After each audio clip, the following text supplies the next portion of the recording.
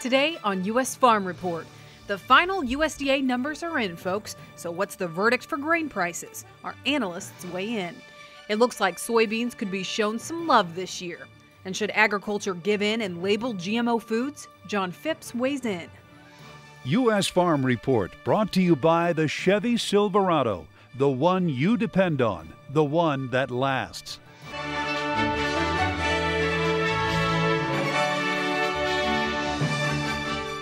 Hello and welcome to U.S. Farm Report. I'm Tyne Morgan in for John Phipps.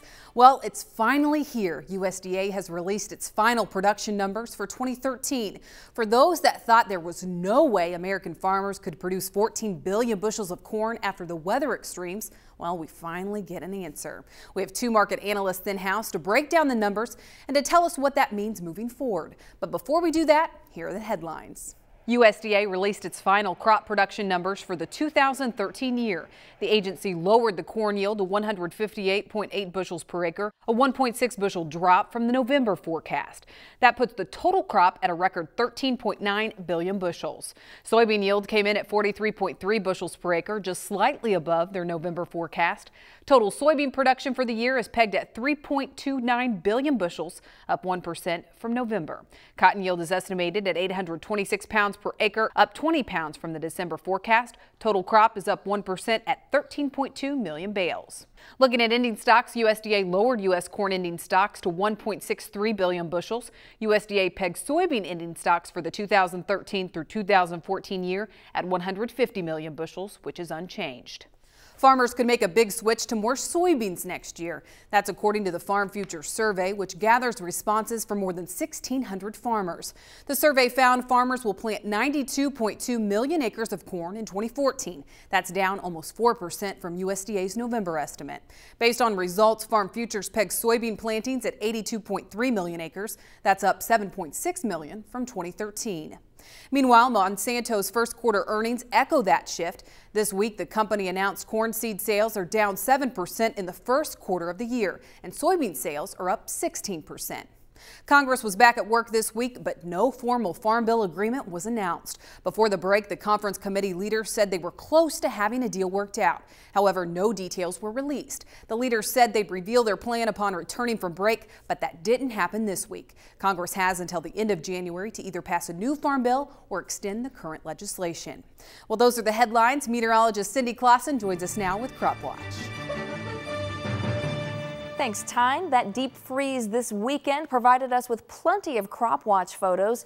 Jason Scott of Burroughs, Indiana, sent us this photo of two sundogs, bright spots in the sky that you see on either side of the sun, but you can also see the full halo. Jason says they got about a foot of snow in his area. The governor closed schools on both Monday and Tuesday. Corey Ritter says that he got out of the driveway Monday, but then ran into this. Country roads were closed because some of the drifts were just too deep.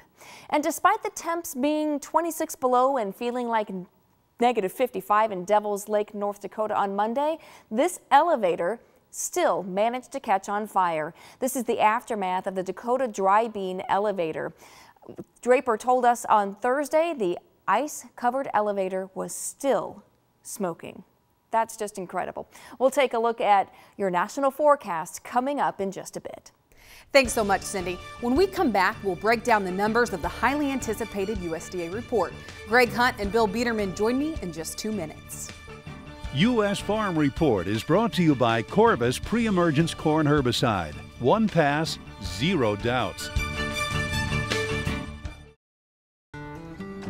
A man and his truck. And his son, who would rather play computer games than go camping. And a valley. And a river.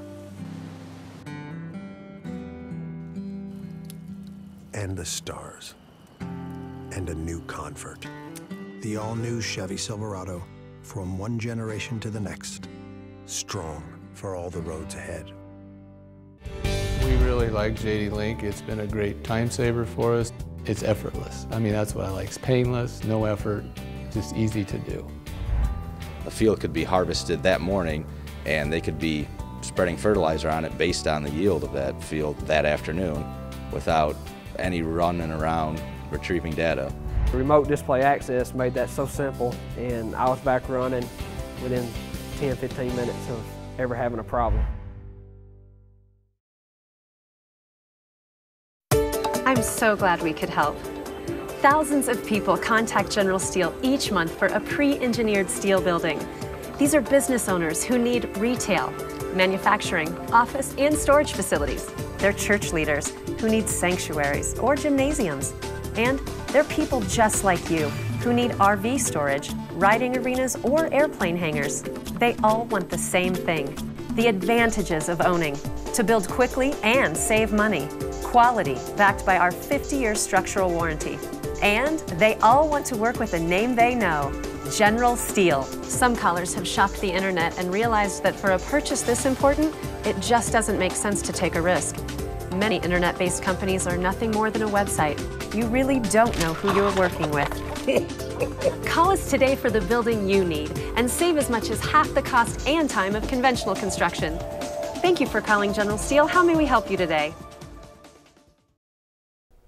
Welcome back to this edition of U.S. Farm Report. Today we have with us Bill Biederman of Allendale and Greg Hunt of Archer Financial Services.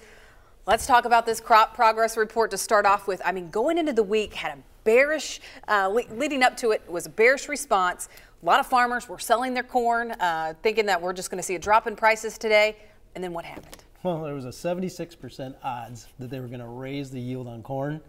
Blew that one away. They lowered the yield, lowered production. Carryover, instead of 1.8, it's 1.6 billion bushels.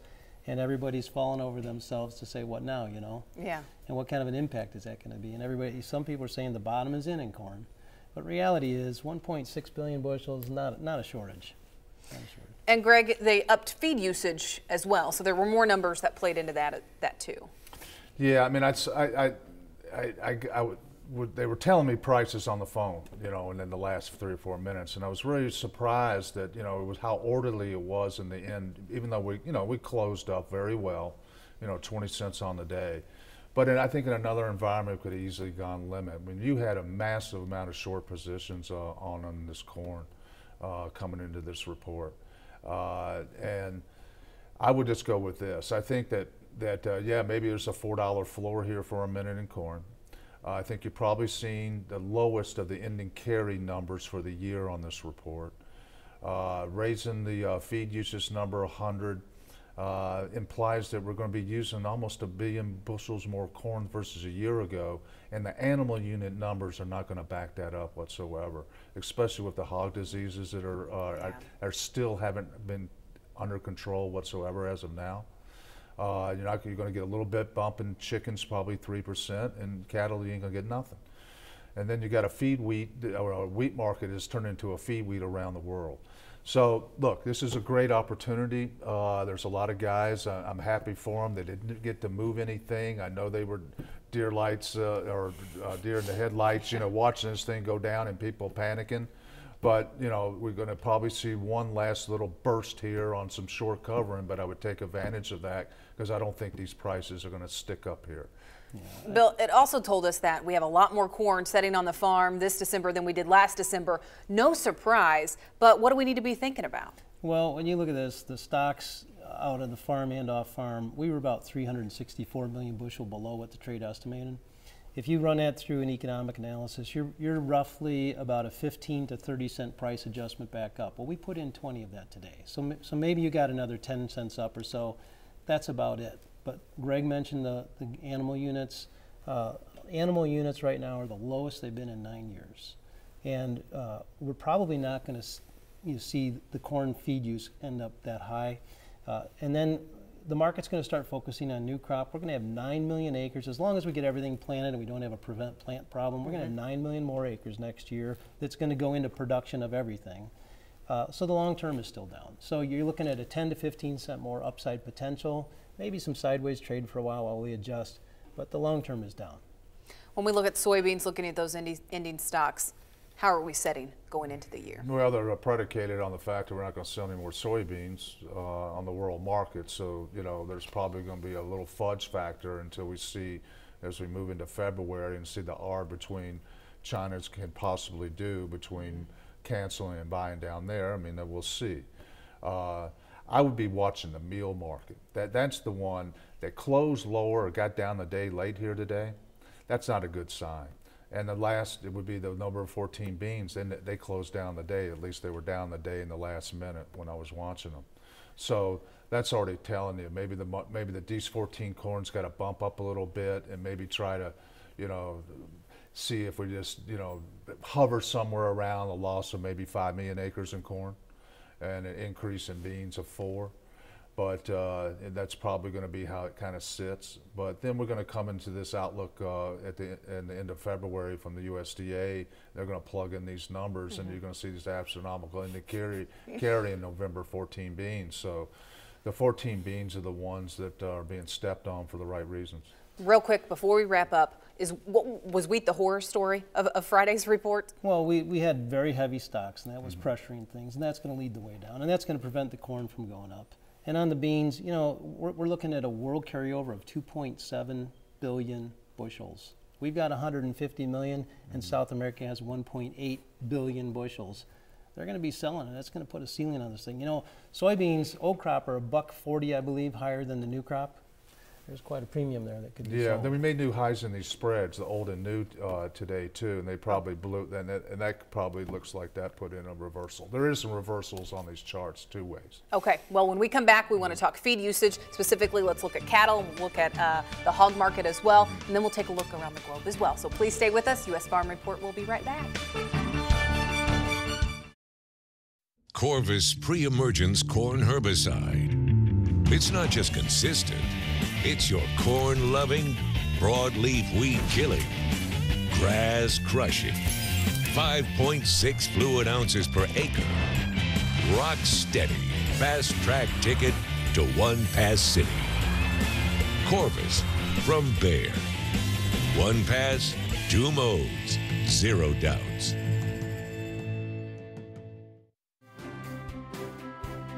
It's a competitive world out there. Dramatic changes are happening in agriculture.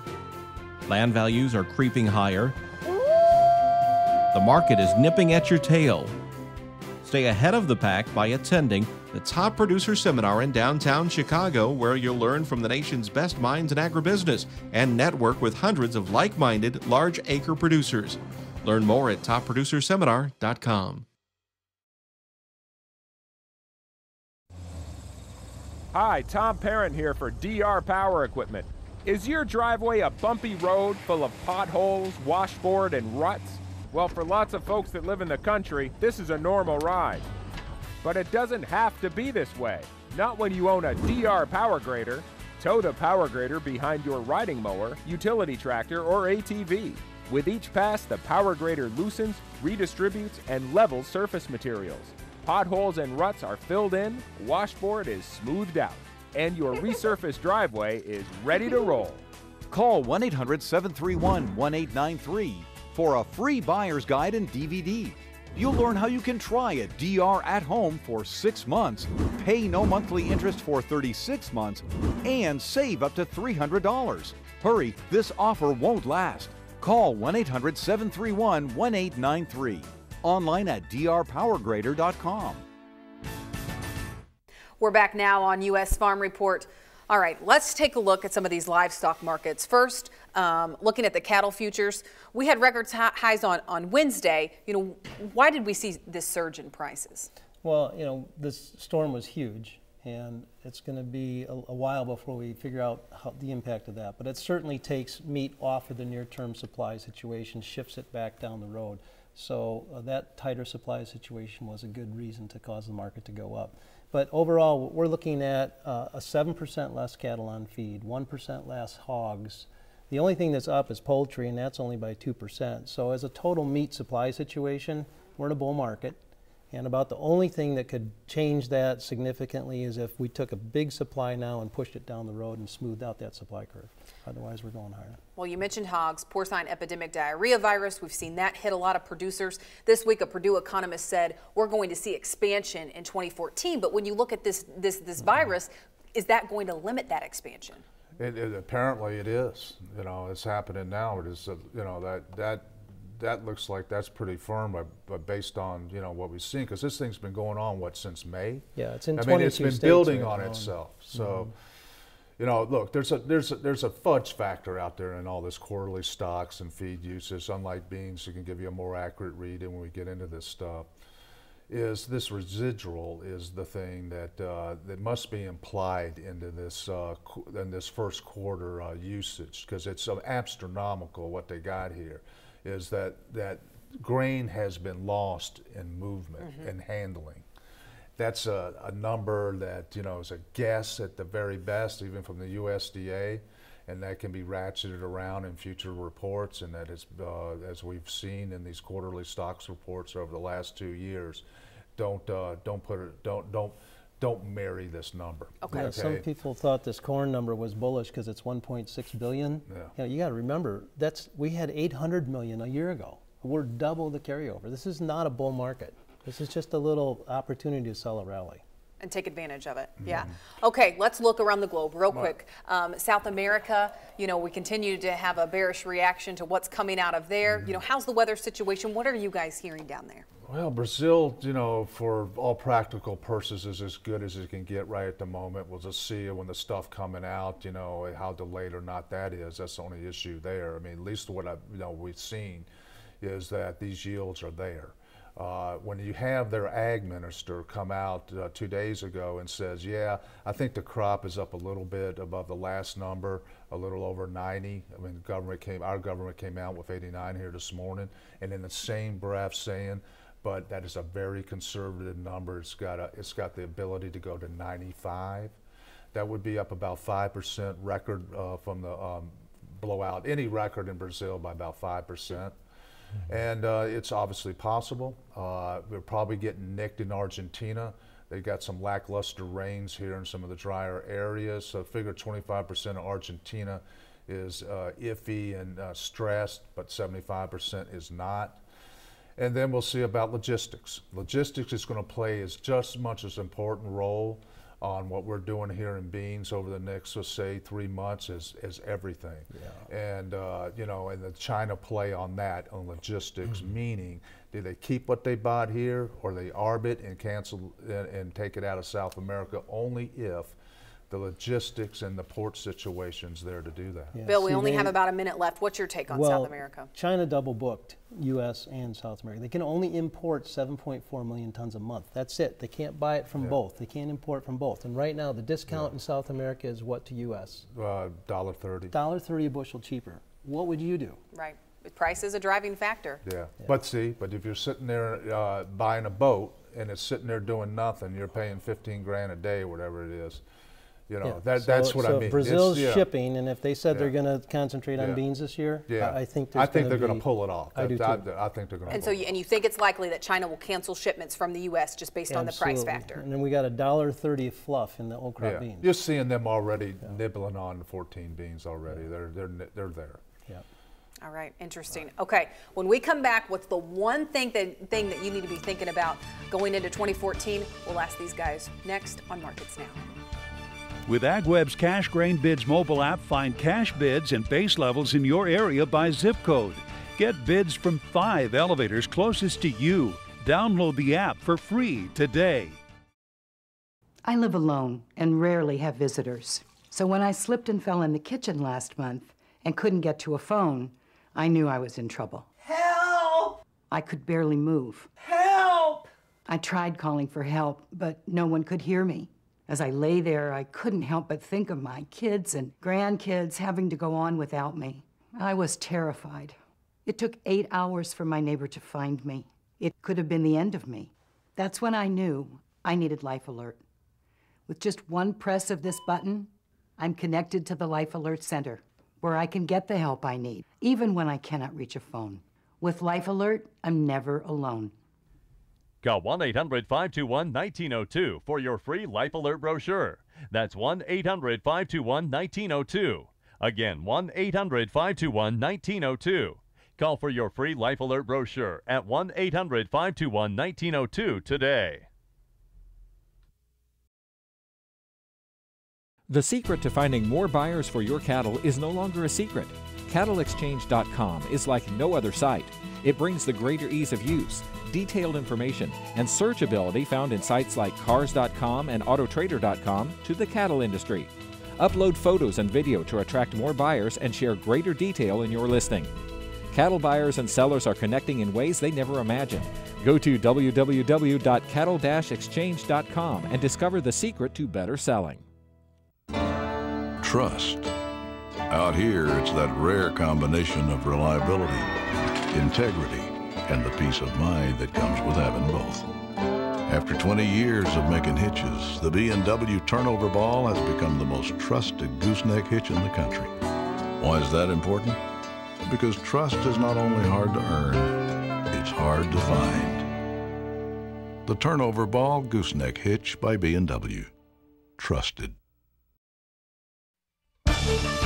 Markets Now is brought to you by DuPont Pioneer, helping you get the right product on the right acre. Science with service, delivering success. Greg, let's start off with you. What's the one thing you want producers to keep in mind? Well, look, you got a fund short out there.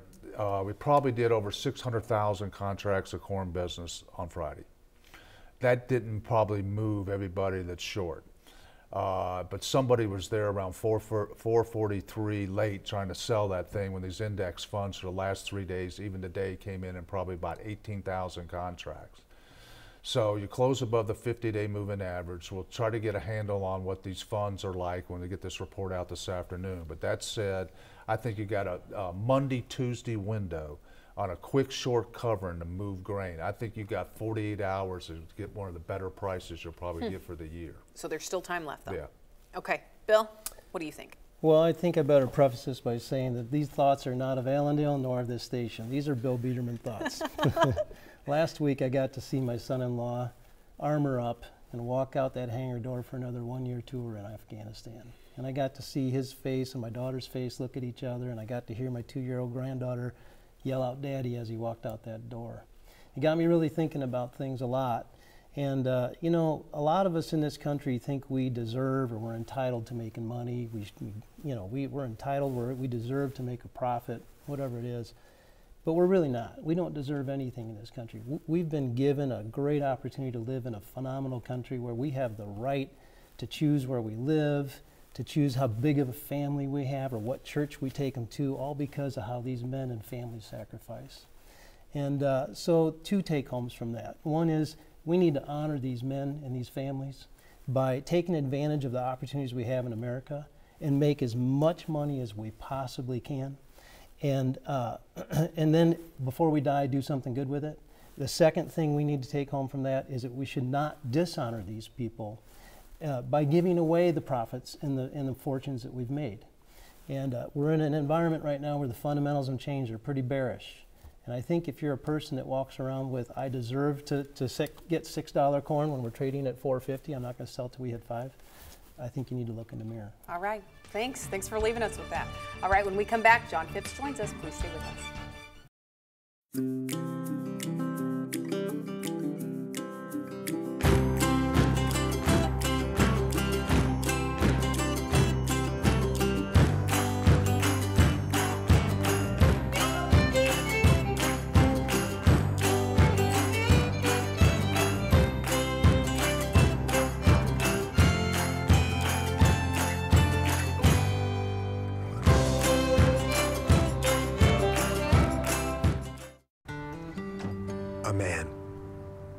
A man and his truck, and his son who would rather play computer games than go camping.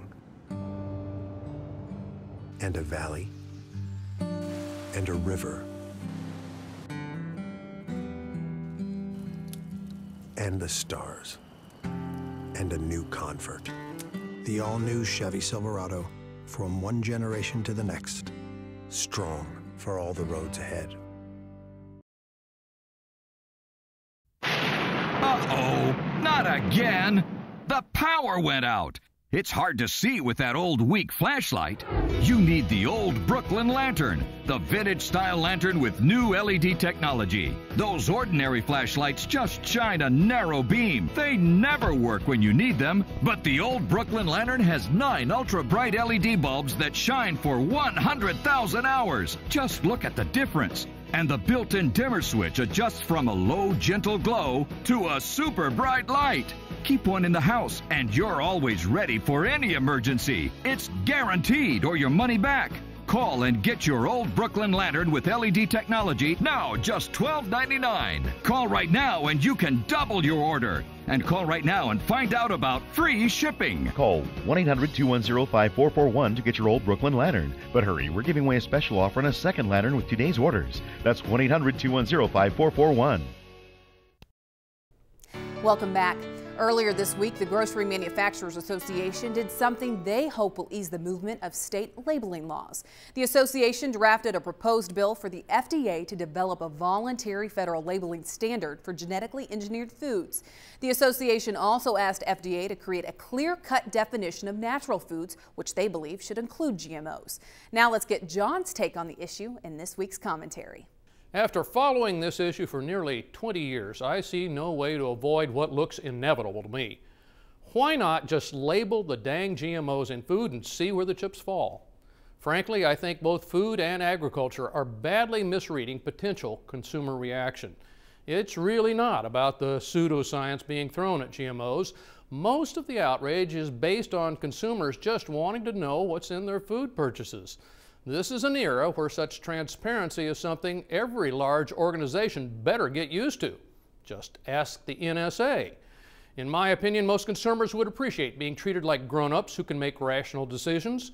Once they are looking at 70% of their grocery aisle labeled may contain GMOs, and when many of those items, such as the Blue Block's mac and cheese, are the only foods their picky kids will eat, the game will change. If there is enormous demand for non-GMO products, the markets will ensure sufficient price incentives to get them grown. But until that demand can be even close to satisfied, the power of that label to terrify will dissipate. With easier price comparisons, GMO foods will suddenly be seen as a bargain. Even though farmers have been telling consumers this, it is not the same thing as holding 2 products in your hands and looking in your wallet. I realize ag and our value chain will be affected, but I think our fears are overblown and frankly contemptuous of consumer intelligence. Besides, once we agree to label, we can save all those resources and effort of this increasingly pointless battle. What we are discounting too heavily is a positive outcome. Grudging consumer acceptance will soon evaporate to indifference, I'll bet, and the money we won't be wasting on arguing won't have to be added to our seed prices anymore.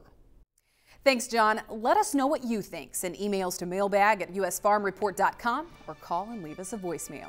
Coming up in our next half hour, we take a trip to Colombia to see why a livestock boom could be big business for U.S. grain farmers. Stay with us. The second half of U.S. Farm Report is coming right up.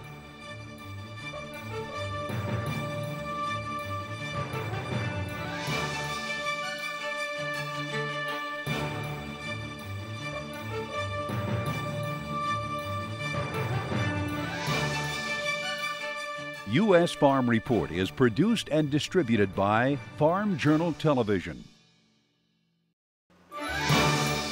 Today on U.S. Farm Report, is it the year of the cattle farmer? 2014 sure is off to a good start. And there's a glimmer of hope for those ranchers desperate for rain, but it's in the distance. A trip to a country that's looking to grow meat consumption, and it's U.S. farmers who could cash in. It's a tractor that was perfect for plowing a garden 60 years ago, and history is repeating itself today. U.S. Farm Report brought to you by the Chevy Silverado, the one you depend on, the one that lasts.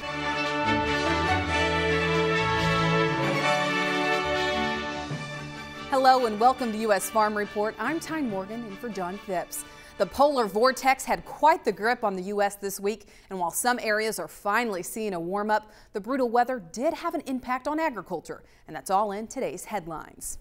It was a good week for cash cattle futures, shooting to a record high. The cold snap helped fuel the price move because of transportation issues and weight gain concerns. On Wednesday, cash cattle prices hit $1.37 a pound. That's the highest level since Chicago began trading those contracts back in 1964.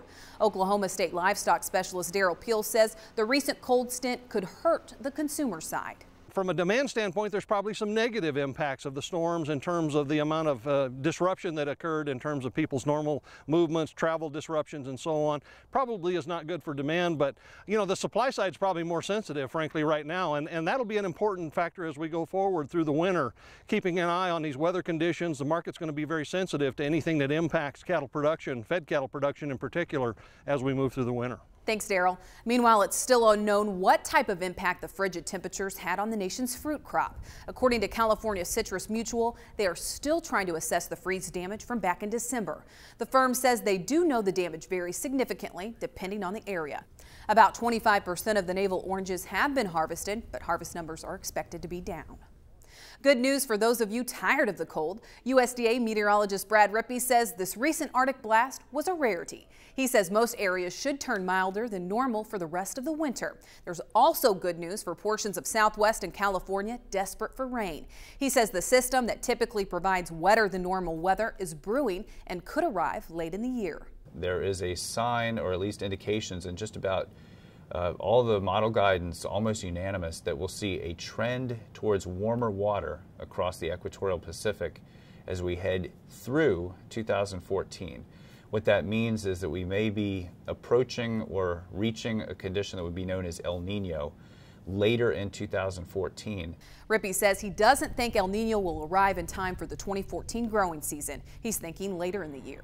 But that's still a glimmer of hope for farmers and ranchers in the Southwest and California who could really use the rain.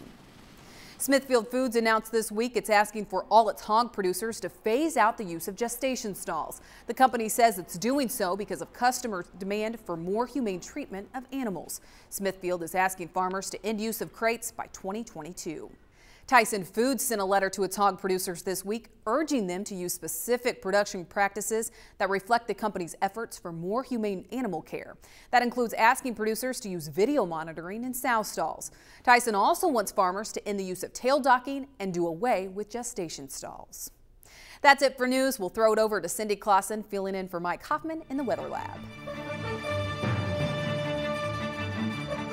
We'll start off with a look at the latest U.S. drought monitor, and boy, things are really starting to get bad in the western half of the country. First, we're really starting to see the dryness expanding in much of the upper Midwest. It tends to be really bad here in much of the central and southern plains, but we've really been watching that drought expand out in the west as well. Really not looking very favorable for much improvement, especially in the western United States. A little bit of dryness popping up here in parts of the northeast. Let's take a look then at our jet stream. We're going to see a lot of waves moving through as we get through the next week or so. First trough comes in the early part of the week, so we'll see some more cold air and active weather there. Another trough follows as we get into Thursday. Notice, though, most of the west staying on the warm side of things over the next week.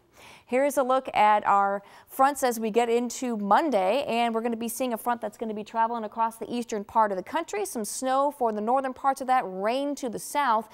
Kind of windy, though, as you get into parts of the northern plains. We've got some snow possible and even a little bit of lower elevation rain into the Pacific Northwest, but pretty quiet weather in much of the southern plains and into the southwest. Some wet weather in Florida, and it looks like that might continue as we get into the week, though. But look at the cooler temperatures that will continue as we head through our Monday. Here's Wednesday, and we will still see a little bit of lake effect snow and some snow on the back side of this low pressure system as we start off Wednesday, but fairly quiet across most of the country as we recharge for the next system. It's going to be starting here in the northern plains, and that's going to be moving through the nation's midsection as we get into Friday as well. So the trough mainly affecting the eastern United States here, still pretty warm for a lot of folks out in the west. Here's a look at Friday, and here's that front now affecting the eastern half of the country once again, with snow and rain on the south side of it, some cooler temperatures behind it. Now, as far as the bigger picture then, there's your trough and the cooler air in the nation's midsection. And as we head into next week, we're still looking at cold air in much of the Great Lakes and Northeast, also in the southeast, and warm out in the west. As far as precipitation, on the wet side, Great Lakes into the northeast and Florida. On the dry side, from the western Gulf through the Four Corners region. A little further into the future, below normal across the Great Lakes and northern tier states, warm in the south and precipitation-wise, wet in the Great Lakes and Northeast, dry in Florida and into the southwest. Tyne?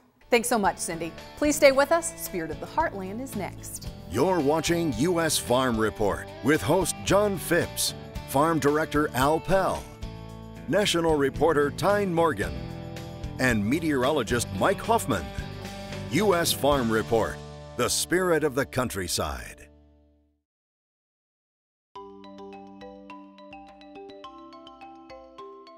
For the past 3 years, Corvus has been the fastest growing corn herbicide. Experiences like John Gix help explain why Corvus herbicide has become so popular. We've had some luck with one pass, but I guess we always had to scout to make sure with our other products that we didn't have any breakthroughs, and then if we did, then we had to go back in and take care of those. And we still scout with the Corvus, but we just haven't had any issues that we had to go back in for rescue treatment.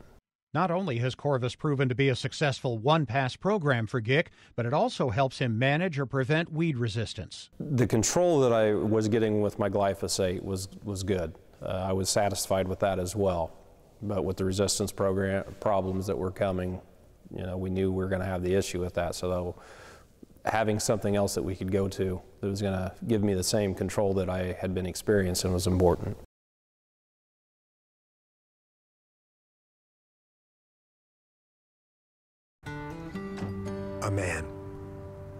A man and his truck, and his son who would rather play computer games than go camping. And a valley, and a river, and the stars, and a new convert. The all-new Chevy Silverado, from one generation to the next, strong for all the roads ahead. We really like JD Link. It's been a great time saver for us. It's effortless. I mean, that's what I like. It's painless, no effort, just easy to do. A field could be harvested that morning, and they could be spreading fertilizer on it based on the yield of that field that afternoon without any running around retrieving data. Remote display access made that so simple, and I was back running within 10-15 minutes of ever having a problem.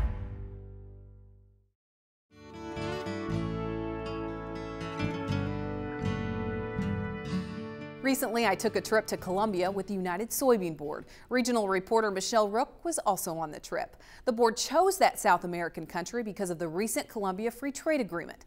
Under the agreement, more than 80% of U.S. exports, including agricultural goods, are duty-free. This past summer, the FTA caused riots within the country. This is footage from just north of Bogota, which is the capital of Colombia.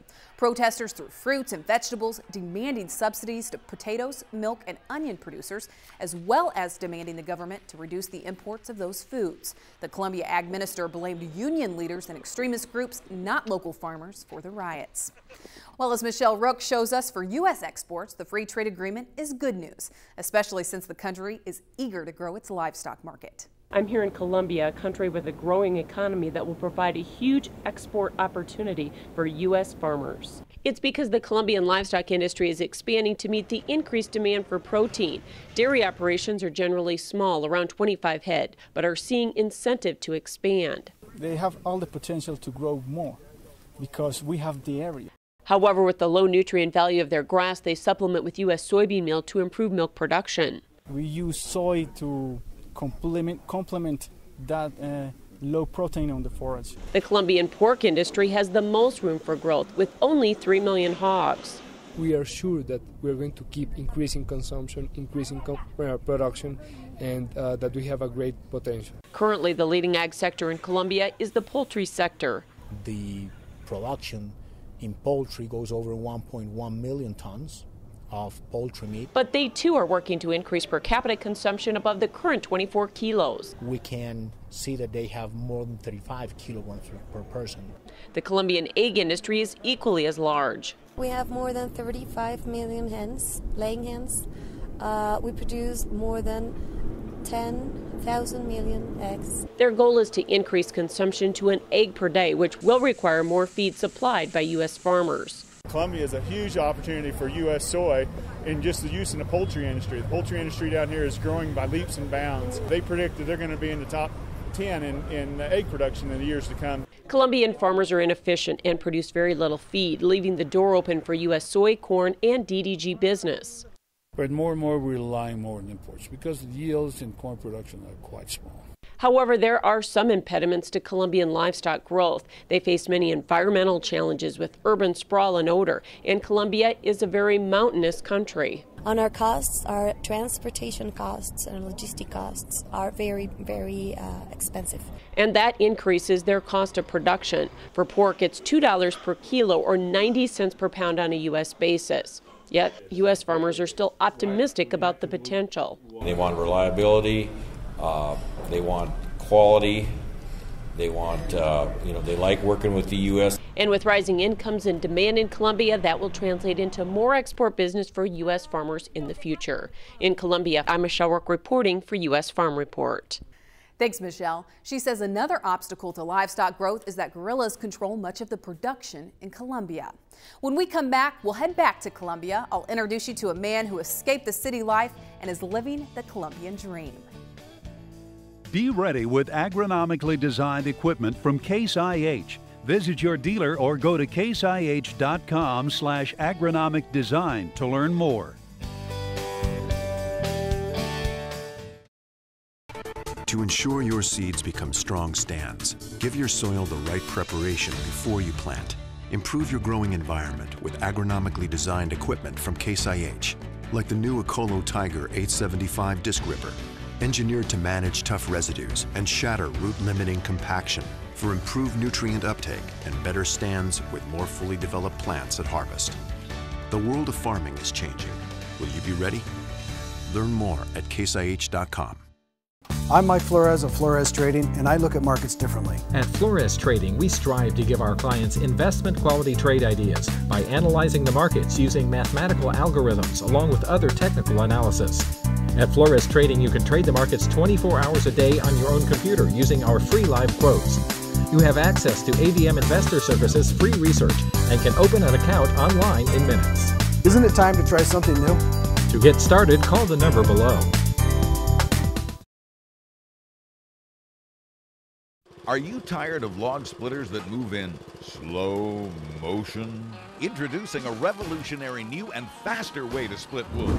The DR Rapid Fire Splitter spins two massive cast iron flywheels to create an incredible splitting force that's unleashed in a 1-second burst. It's the world's fastest log splitter. We put the Rapid Fire up against a 34-ton hydraulic splitter and it wasn't even close. The DR outsplit the competition by more than 2.5 times. So why split wood the old slow way when you can get a DR Rapid Fire Splitter? Call 1-800-418-1580 for a free buyer's guide and DVD. You'll learn how you can try a DR log splitter at home for 12 months, pay no monthly interest for 36 months, and save up to $600. Hurry, this offer won't last. Call 1-800-418-1580. Online at drwoodsplitter.com.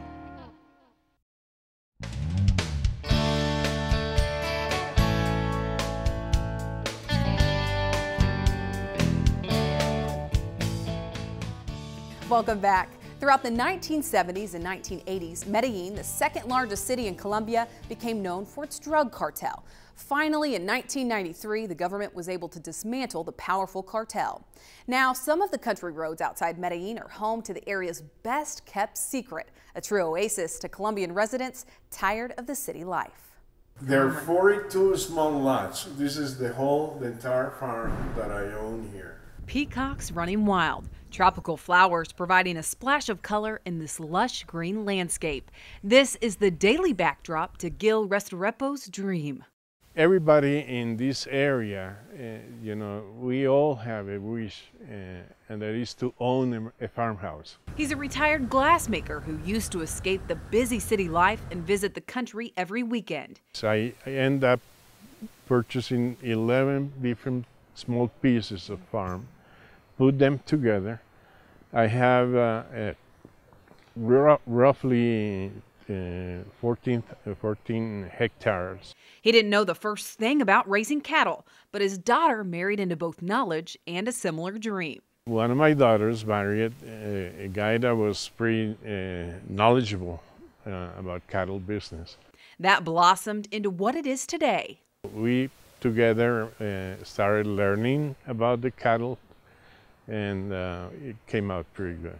When he bought the place, it was a package deal: the house, the land, and 2 Holsteins.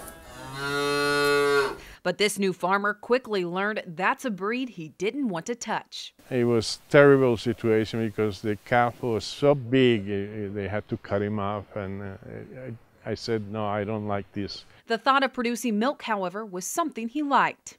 I started to learn and found out that every place that you have 2 Holsteins, you can have 3 Jerseys.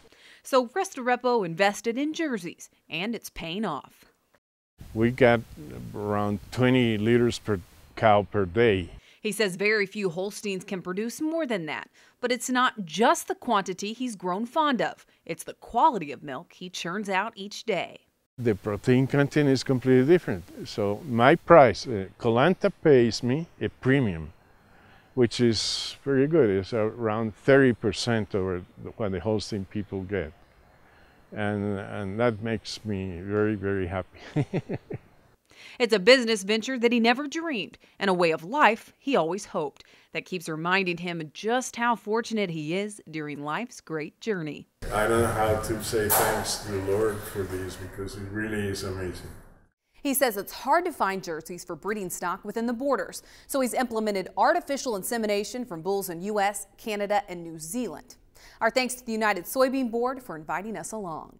Join us next week as we meet one graduate who's turned her minor into a major career achievement. It's a wild dream that's now a reality.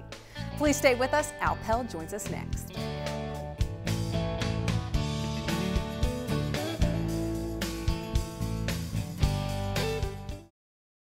Corvus pre-emergence corn herbicide. It's not just consistent, it's your corn-loving, broadleaf weed killing, grass crushing, 5.6 fluid ounces per acre, rock steady, fast track ticket to 1 pass city. Corvus from Bayer.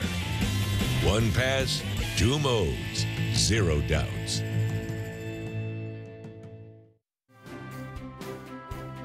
It's a competitive world out there. Dramatic changes are happening in agriculture. Land values are creeping higher. The market is nipping at your tail. Stay ahead of the pack by attending the Top Producer Seminar in downtown Chicago, where you'll learn from the nation's best minds in agribusiness and network with hundreds of like-minded large acre producers. Learn more at topproducerseminar.com. Hi, Tom Parent here for DR Power Equipment. Is your driveway a bumpy road full of potholes, washboard, and ruts? Well, for lots of folks that live in the country, this is a normal ride. But it doesn't have to be this way. Not when you own a DR Power Grader. Tow the Power Grader behind your riding mower, utility tractor, or ATV. With each pass, the Power Grader loosens, redistributes, and levels surface materials. Potholes and ruts are filled in, washboard is smoothed out, and your resurfaced driveway is ready to roll. Call 1-800-731-1893 for a free buyer's guide and DVD. You'll learn how you can try a DR at home for 6 months, pay no monthly interest for 36 months, and save up to $300. Hurry, this offer won't last. Call 1-800-731-1893. Online at drpowergrader.com.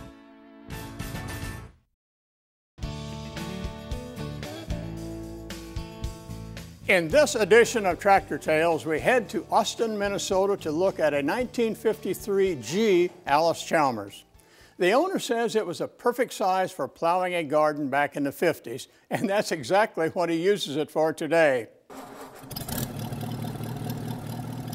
This one here, I had seen pictures of it out in California, and knew of a trucker out there, and the guy had room on his semi, so he hauled the big tractor back on his semi. Picked up the one bottom plow for it, so used it to plow the gardens for quite a few years now, and I think I paid $1,300 for it probably 15 years ago. Just something that was small and had the motor in back, where you don't see many tractors like this. Be different to have, and when I got it, it had sandblasted. There wasn't a bit of paint left on it. It was completely rust when I got it, and took a lot of work to getting everything freed up so it worked again, and ended up overhauling the motor. And it's a 4-cylinder Continental motor. It has 9 horse. They made multiple attachments for them. I think there was 20 to 30 different attachments that were made for these. They had the planter and cultivator and everything mounted ahead of you, so you could see what you're doing out there. Been a good tractor. It keeps running usually, so haven't had any problems with it. Don't forget, you can find Tractor Tales online at usfarmreport.com or on Facebook. The segments can also be downloaded as podcasts from iTunes. And our country church salute goes to the Grantville United Methodist Church in Grantville, Kansas. First organized by a circuit-riding preacher in 1855, the church's first home was built in 1876. In 1909, the building was struck by lightning and burned, but in 1910, this current building was built with a fellowship hall and classrooms, and the descendants of the original members still attend the Grantville United Methodist Church today. Our thanks to Jan Bingham for sharing their story. And our next country church salute is from the St. Paul Lutheran Church in Oregon, Illinois. It's celebrating its 165th anniversary this month. Congratulations. German Lutherans from the East Coast originally settled the area and started the church in 1848. The first church building sat on the courthouse square. Its bell rang at the end of the Civil War and again with the death of President Lincoln. Today, the third church building is what the congregation calls home, which was built in the 1950s. Our thanks to Annie Jones for sending it in. And as always, we want to learn about your home church as well. Salutes can be sent to the address on the screen. Stay with us now. The mailbag is next. Country Church Salute is brought to you by Farmers Feeding the World. Agriculture leading the way and feeding a hungry planet. Learn more. Give generously. Dream huge with us. Hi, this is Mark Gold with Top Third Ag Marketing. I have just issued a free workbook on marketing in the top third. This book contains all the major principles from my marketing seminars. And Top Third wants you to try an option at our expense. Included in the book is a coupon good for up to $150 in premium, plus we'll pay the commission and fees. We want you to learn how options can help you become a better marketer. Call 877-TT-HEDGE or visit topthird.com for details. Great harvest. Definitely. How do you help your crops produce to the fullest? Treat your seeds. Bayer seed treatments help prevent damage caused by pests during early plant development, leading to healthier stands and larger yields. And when it comes to seed treatments, there's only one name to remember. Pancho Vitivo? Pancho Vitivo. Get treated and get growing.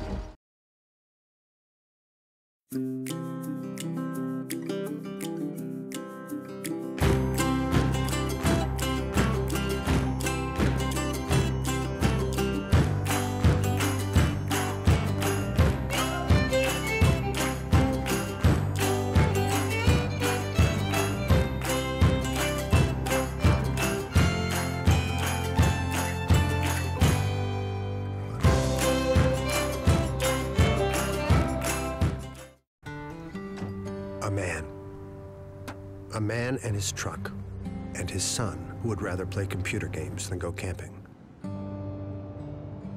And a valley, and a river,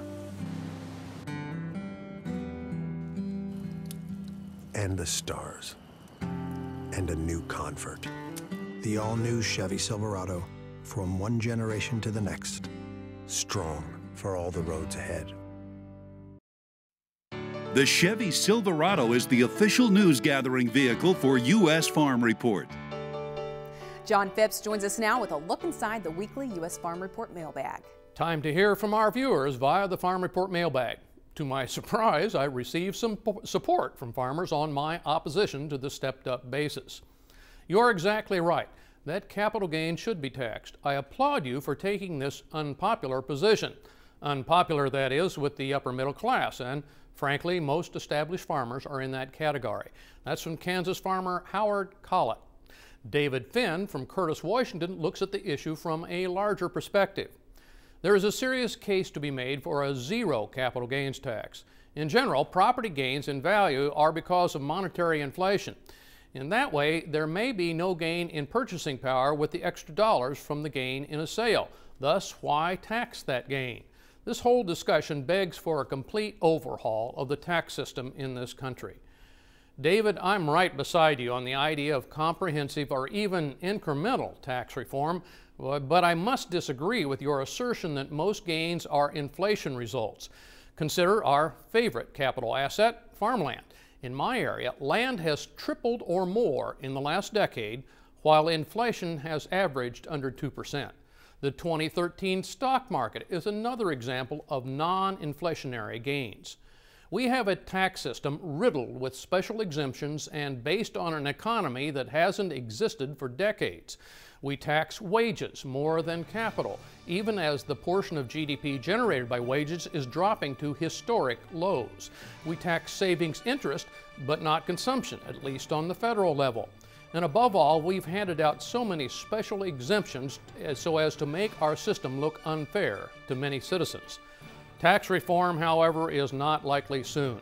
The best I think we can do is work to eliminate some of the most blatant special interest giveaways. Thanks, John, and as always, we want to hear from you. Send comments to mailbag@usfarmreport.com or leave us a voicemail at 800-792-4329. For Al, Cindy, and John, I'm Tyne Morgan. Thanks for joining us, and until next week, we'll work to be your eyes and ears for ag news across the globe. And please make it a great week.